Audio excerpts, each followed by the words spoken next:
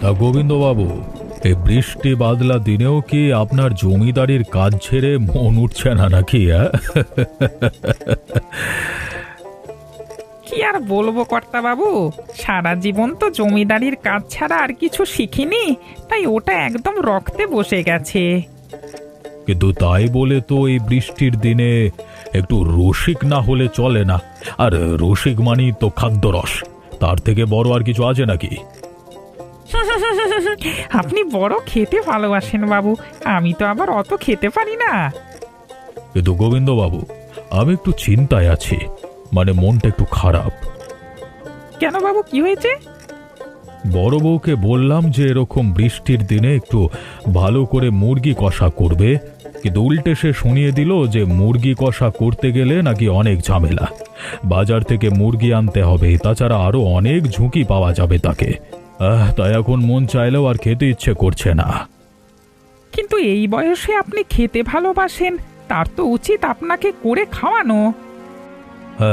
কি আর বলবো নায়েব মশাই, বয়স হলে আর উচিত অনুচিত জ্ঞান কেউ করে না। আপনারও তো বয়স হয়েছে, আপনিও তো বুঝতে পারছেন সব।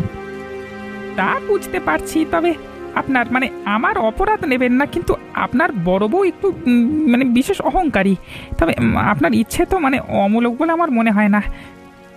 কি আর করা যাবে, চলো দুজন বুড়ো বসে বসে অন্ধকারে বৃষ্টি দেখি, চলো। সবকিছু হিসেব ঠিক করে দেখেছো তো নায়েব বাবু? কোনো গন্ডগোল নাই তো? আগে কর্তা, আপনার এখানে কাজ করে আমার চুলদাড়ি সব পেকে গেল। না মানে তবু একটু মনে ভয় থেকে যায়। দেখুন বাবু, কে এসেছে? আরে বিজয়, তুই হঠাৎ করে, কি ব্যাপার? বাবা, আমি আমি চলে এসেছি শহর থেকে। তার মানে শহর থেকে চলে এসেছিস, কি কথা? তা বিজয় বাবার কি আর শহরে মন বসলো না নাকি? বাবা, আমি আর শহরে থাকবো না, এখানেই কিছু করব। দেখেছেন বাবু, কালকেই আমরা আলোচনা করেছিলাম যে আমরা বুড়ো হয়ে যাচ্ছি, এই সম্পত্তির কি হবে। আপনার ছোট ছেলে মনে হচ্ছে আপনার মুখ রাখবে। বাহ বাহ বাহ বাহ বাহ, খুব ভালো সিদ্ধান্ত নিয়েছিস। তবে তোর বয়সটাও হয়েছে, তোর জন্য একটা মেয়ে খুঁজতে হবে। একটু খাদ্যরসিক দেখে মেয়ে খুঁজবেন বাবু। সেটাই ভাবছি, এমন একটা মেয়ে খুঁজবো যেন রান্নায় দক্ষ হয়। আমার অনেক দিনের ইচ্ছে, আমাদের বাড়িতে একজন রান্নার দক্ষ মেয়ে বউ হয়ে আসবে। আপনি খোঁজাখুঁজি শুরু করুন তো নায়েব বাবু। ঠিক আছে, আপনার আদেশ শিরোধার্য।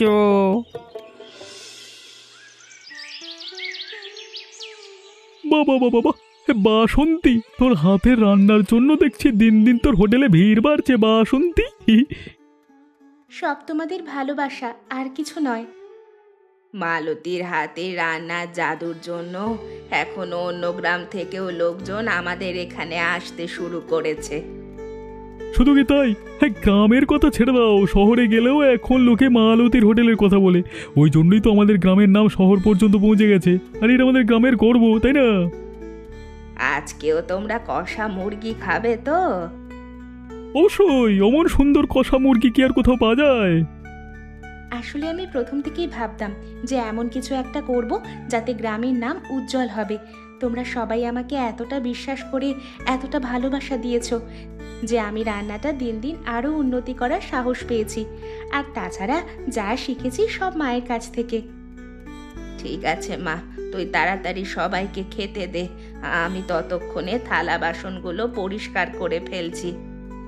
হ্যাঁ হ্যাঁ হ্যাঁ হ্যাঁ, এত সুন্দর গন্ধের মধ্যে আর অপেক্ষা করতে ইচ্ছে করছে না। তাড়াতাড়ি খেতে দাও আমাদের, তাড়াতাড়ি খেতে দাও। উফ, বড় সুন্দর গন্ধ বেরোচ্ছে রান্না থেকে। হ্যাঁ হ্যাঁ, ঝোলটাচ্ছি। এসো তোমরা সবাই লাইন করে ভিতরে এসো, আমি সবাইকে দিচ্ছি। কই গো, কোথায় তোমরা? একটু বাইরে আসবে? কি সৌভাগ্য আমাদের। ওরে মালতী, ছুটে বাইরে এসে দেখ, নায়েব বাবু এসেছেন দয়া করে আমাদের বাড়িতে। বাবু, আপনি দাঁড়িয়ে আছেন কেন? বসুন বসুন, দয়া করে বসুন, আমি আপনার জন্য জল নিয়ে আসছি। থাক থাক, এত কিছু আয়োজন করতে হবে নিকো। আমি বিশেষ কিছু কথা বলতে এসেছি তোমাদের কাছে। মাফ করবেন আমাদের। আমি আপনাদের মতো বড় মানুষদের আমাদের সাথে কি কথা থাকতে পারে বলুন? আসলে জমিদার বাবু আমাকে তোমাদের বাড়িতে পাঠিয়েছেন। জমিদার বাবু, আপনি কি আমাদের উপর রাগ করেছেন কোনো কারণে?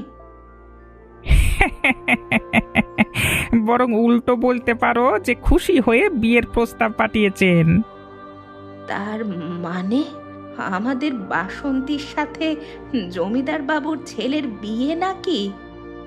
তা নয় তো আর কি বলছি, জমিদার বাবু নিজে প্রস্তাব দিয়েছেন যে তার ছোট ছেলে বিজয়ের সাথে তোমাদের বাসন্তীর বিয়ে হবে। কিন্তু হঠাৎ করে বাবুর এই দয়ার কারণ কি? আসলে কালকেই জমিদার বাবুর ছেলে হঠাৎ করে শহর থেকে বাড়ি চলে এসেছে, আর ওনার ছোট ছেলে মানে বিজয় শহরে আর থাকতে চাইছে না, বলছে সে যে গ্রামে থাকবে। হ্যাঁ, এদিকে বাবু খাওয়া দাওয়া করতে খুব ভালোবাসেন, আর তোমার মেয়ের রান্নার খ্যাতি তো চারিদিকে ছড়িয়ে পড়েছে, তাই তাই বিজয় বাবুর জন্য ওর থেকে ভালো মেয়ে আর পাওয়া যাবে না। কিন্তু আমি তো এখনো নিজের কানকেও বিশ্বাস করতে পারছি না বাবু। ওনারা কি আমাদের মতো গরিবকে মেনে নেবেন? মেনে নেবেন, আর এটা বলতেই আমি এসেছিলাম। তোমরা নিজেদের মতো তো প্রস্তুতি নাও, বাকি সঠিক সময়ে বিয়ে হয়ে যাবে। আমি চললাম।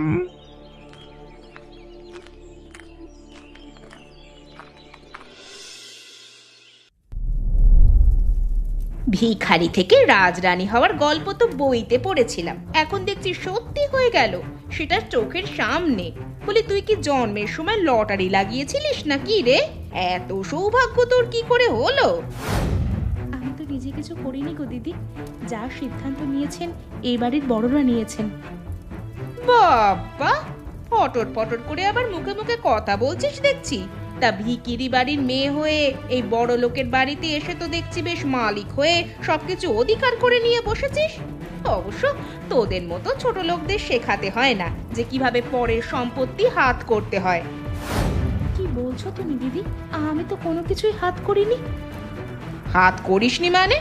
রোজ রোজ যে ছেনালি রান্না করে শাক পাতা মাংস মুরগি খাইয়ে শ্বশুর মশাইকে হাত করেছিস তার বেলায়? আগে এই বাড়ি চলতো আমার কথায়, আমি বললে এই বাড়ি উঠতো আর আমি বললে এই বাড়ি বসতো। একটা কথা জেনে রাখবি, শ্বশুর যত বড়ই জমিদার হোক না কেন, এই বাড়িতে আমার জমিদারি চলতো আর সেটাই চলবে। তুই এসে সেটা ছিনিয়ে নিতে পারবি না। আমি তো কারোর কোনো অধিকার ছিনিয়ে নিতে চাইনি দিদি। আমি যা জানি, যে জন্য শ্বশুর মশাই আমাকে এই বাড়ির বউ করে এনেছেন, আর আমি যতটুকু পারি ততটুকুই করি, আর আমি তো কারোর কোনো ক্ষতি করছি না। লাভ ক্ষতি তুই কি বুঝিস? সারাদিন শুধু রান্নাঘরে পড়ে আছিস তো। আগে আমার কাছে কোনো খাবার চাইতে আসলে ওই বুড়োর মুখে আমি জমা ঘষে দিতাম, আর এখন তুই আদিক্ষেতা দিয়ে দিয়ে মাথায় তুলেছিস সবাইকে। ছি ছি, এমন কথা বলতে নেই দিদি, উনি সম্মানীয় বয়স্ক মানুষ। দেখ, তোর কাছে আমি মান সম্মান জ্ঞান শিখতে যাব না। আমাকে শেখানোর আগে জেনে রাখিস, তোর মতো ছোট লোক ঘরের মেয়েকে লাফি মেরে রাস্তায় বের করে দিতে এই ললিতা রানীর 2 মিনিটও সময় লাগে না। যদি বুঝিস ভালো কথা, আর যদি না বুঝিস তাহলে বোঝানোর জন্য আমায় সোজা আঙুল বাঁকাতে হবে। হ্যাঁ।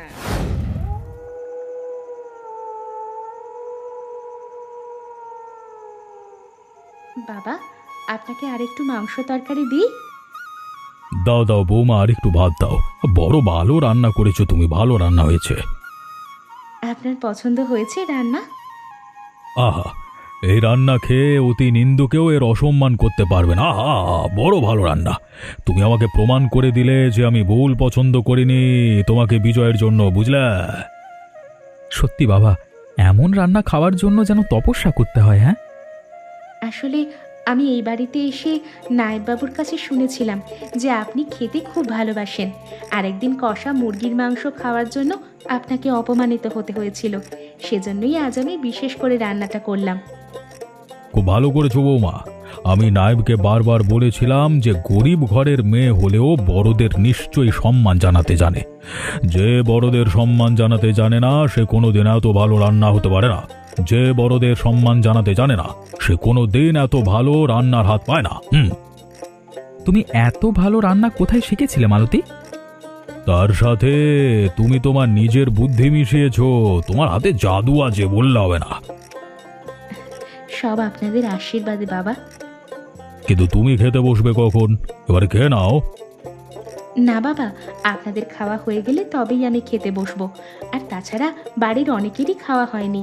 বাড়ির বড়দের না খাওয়া হলে আমি ছোট হয়ে কিভাবে খেয়ে নেব বলুন? বাহ, তোমার মা দেখছি একেবারে সঠিক সংস্কার দিয়েছে তোমাকে। আমি তোমার জন্য গর্ববোধ করি বৌমা। আজকালকার দিনে এমন মেয়ে সত্যি পাওয়া যায় না। শুধু আজকে এমন ভালো রান্না করলে হবে না, কিন্তু এই রান্না খেয়ে তো মনে হচ্ছে মাঝে মাঝেই এই কষা মুরগি খেতে হবে এরপর, কি বাবা, তাই না? আহ, ঠিক ঠিক ঠিক ঠিক, একদম ঠিক কথা। দেখেছো তো বৌমা, আমার ছোট ছেলেও একেবারে আমার মতো খাদ্যরসিক হয়ে যাচ্ছে দিন দিন, তাই না?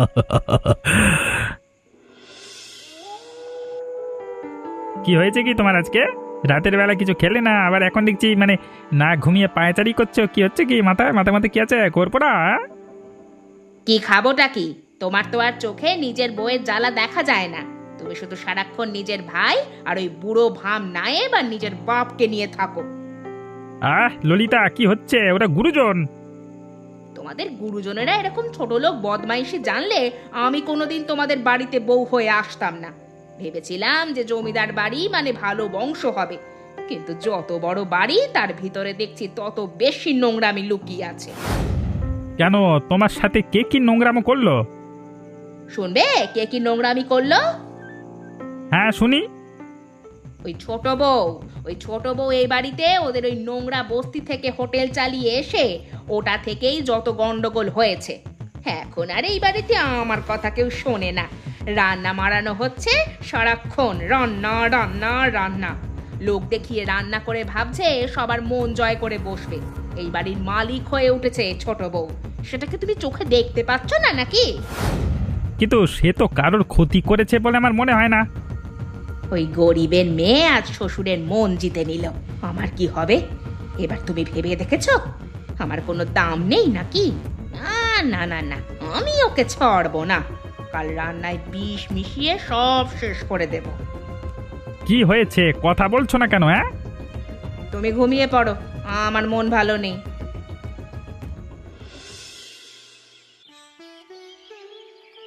বাবা, আপনাকে আরেকটু দিই? দাঁড়াও বৌমা, এটা খেয়ে নি, তারপর দেবে। আজকে রান্নার নাম কি? এটা হচ্ছে মোচার কোপ্তা। বাহ বাহ বাহ বাহ বাহ, খুব ভালো খুব ভালো। আমার ছেলেরা বাড়িতে থাকলে সবাই মিলে খাওয়া দাওয়া করলে আরো মজা লাগতো। তারা তো গেছে জমিদারির কাজে। বড় বৌমা, তুমি দেখে শেখো কিভাবে রান্না করে সবার মন জয় করতে হয়। হ্যাঁ, তুমি খাও না বুড়ো, আজ বুঝবে মজা। তারপর কি করে লাথি ওই মেয়ে ছেলেকে ঘর থেকে বার করতে হয় সেটা আমার ভালো জানা আছে। একদম খাবেন না বাবু, এই খাবার খাবেন না। এটা কি করলেন নায়েব বাবু? আরে গোবিন্দ, তুমি কি পাগল হলে নাকি? এতদিন ধরে তুমি এ বাড়িতে আছো আর আজকে তুমি খাবার থালা আমার মুখ থেকে তুলে ফেলে দিলে? হ্যাঁ, তুলে ফেলে দিলাম, কারণ জমিদার বাবু এই খাবারে বিষ মেশানো আছে। কি বলছেন? আমি নিজের হাতে রান্না করেছি আর আপনি বলছেন এতে বিষ মেশানো আছে? এ নায়েব, তুমি ঠিক করে বলো তো কি হয়েছে? আমার কিন্তু সহ্যের সীমা পেরিয়ে যাচ্ছে। আমার কয়েকদিন ধরেই সন্দেহ ছিল বড় বৌমার উপরে। আজকে যখন ছোট বৌমা রান্না করে ঘর থেকে বেরিয়ে গেছিল, তখন বড় বৌমা গোপনে এসে এই খাবারে বিষ মিশিয়ে গেছে। আমি নিজে চোখে দেখেছি। না না, মিথ্যে বলছেন নায়েব বাবু। এই ছোট বউ সবাইকে জাদু করেছে। এখন সবাই ওর দলে কথা বলছে। যদি ওরা মিথ্যে কথা বলে থাকে তাহলে তুমি এ খাবার খেয়ে দেখাও দেখি।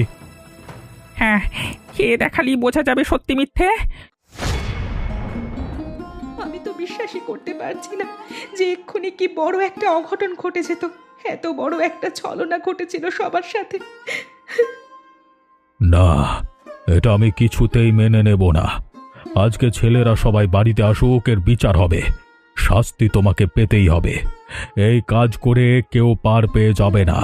আমি এ বাড়িতে অনেক সহ্য করেছি, কিন্তু আমি আর সহ্য করব না।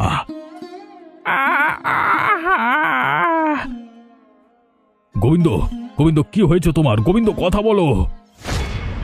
বাবু, আসলে আমি প্রথমে বিশ্বাস করতে পারিনি, তাই আপনারা খেতে বসবার একটু আগে আমি গোপনে ওই খাবার একটু খেয়েছিলাম। এখন দেখতে পাচ্ছেন তো আমার কি হলো। আরে আরে কে কোথায় আছো? তাড়াতাড়ি ডাক্তার ডাকো গো। আরে নায়েবকে যে করি হোক বাঁচাতেই হবে। ওরে দারোয়ান, দৌড়ে যা, ডাক্তারের কাছে যা।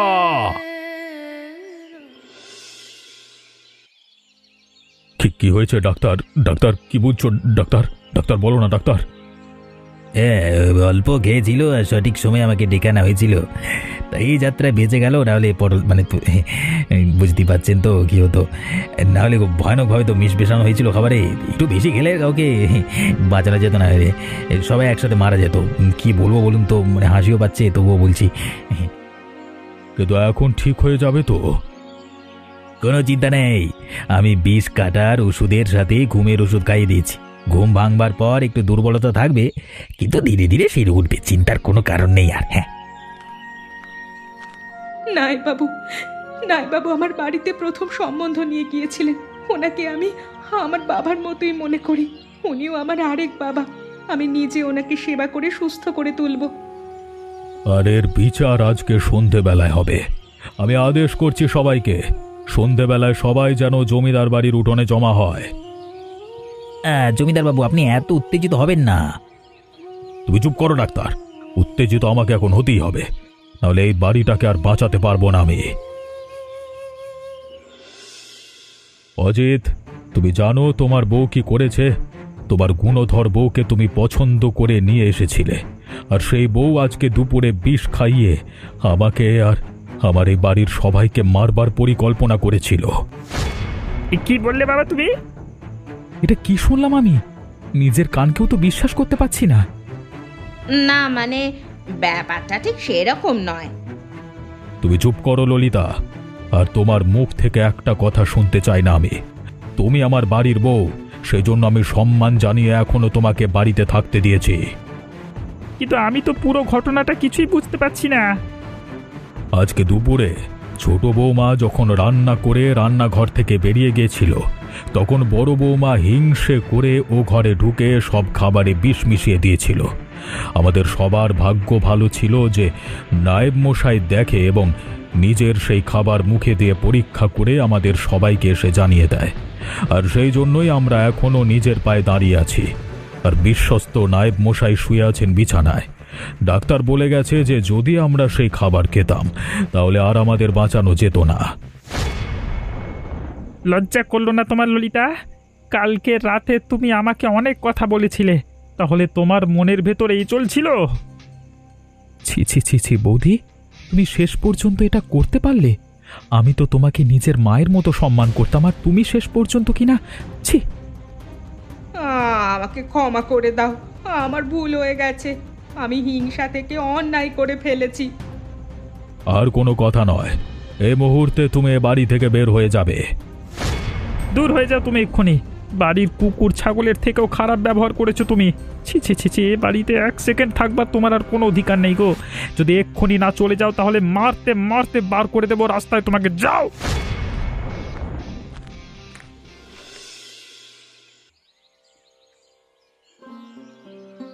আর আমার একটা প্রস্তাব আছে তোমাদের সবার সামনে। আমাদের এই বাড়িতে সবথেকে বিশ্বস্ত কর্মচারী হিসেবে বিশ্বাসের সাথে সেবা দিয়েছেন আমাদের নায়েব মশাই, এবং শেষ বয়সে এসে সব থেকে গুরুত্বপূর্ণ কাজটা করলেন, নিজের জীবনের ঝুঁকি নিয়ে আমাদের সবাইকে বাঁচিয়ে দিলেন। আর ওনার সেরে ওঠার এই আনন্দে আমি ভেবেছি সবাইকে একটা ভোজ দেব। বাবা, এটা তো খুব ভালো কথা। নাই বাবু, আপনি কি বলেন? হ্যাঁ, কর্তা সব আপনারা মালিক, আপনারা যা ভালো বুঝবেন, আমার আর তাতে কিছু আপত্তি করবার নেই। তাহলে সেটা কবে করা হবে বাবা? আমি ভাবছি যে 3 দিনের মধ্যেই করব। তুই একটা কাজ কর বিজয়, বিয়ের পর থেকে একবারও শ্বশুর বাড়ি যাসনি, তাই কালকেই তুই শ্বশুর বাড়িতে গিয়ে নেমন্তন্ন করে আয়। আর ঠিক আছে, আমি তাহলে বাজার হাট সহ বাকি আয়োজন করছি। কি রান্না হবে কিছু ভেবেছো? আমি জানি, নিশ্চয়ই জমিদার বাবুর প্রিয় কষা মুরগির মাংস আর ভাত, তাই না? নায়েব, একদম ঠিক চিনেছো তুমি আমাকে। আমি ছোট বৌমাকে খুঁজে খুঁজে রত্ন এনেছি বাড়িতে। তাই রান্না সবাইকে দেখিয়ে দিতে হবে না গ্রামে। তোমরা সবাই আয়োজন করো, সবাই আয়োজন করো, বুঝলে?